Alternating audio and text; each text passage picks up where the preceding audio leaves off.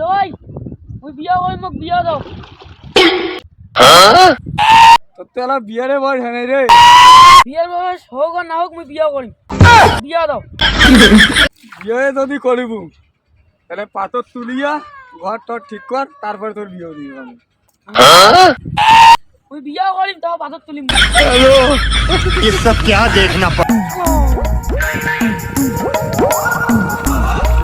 পাথর তুলিয়া তুই ঘর দিম তারপর বিয়া করিম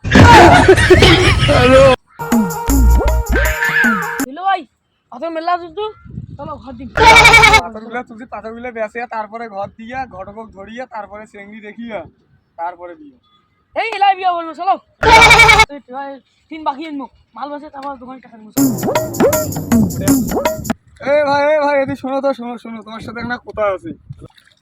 কি হল থাকেন যায় চল তোমার শালাটা বিয়ে করেছে আছে বুঝছেন, কি করা যায়, চেংড়া তো ছোট। চেংড়া ছোট হয়েছিল আর ছোট বড় দেখি লাভ নাই, বর্তমান যে যুগ জামানা সেই হিসেবে বিয়ে দোয়াই ভাল, দেখি শুনি বিয়ে দেবো।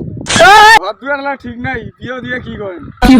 আর ঘর দুয়ার ঠিক করতে সময় লাগে, চেংড়া মাছি দিন রাত কামাই করবে ঘর দুয়ার খেয়ে যাবে, বললে কোনো টেনশনে করে না, বিয়ে দাঁড়ালে নষ্ট হয়ে যাবে, হেটা ওটা খাবে সেটা তো ভালো হবে না। আচ্ছা একটা চেংড়ি দেখো তাহলে, দেখি শুনি বিয়েও দেখি। ঠিক আছে কইলেন যেহেতু তুমি আইজে দেখি মেলায় চেংড়ি কোটে কেনা আছে, চেংড়ির মাংস আসি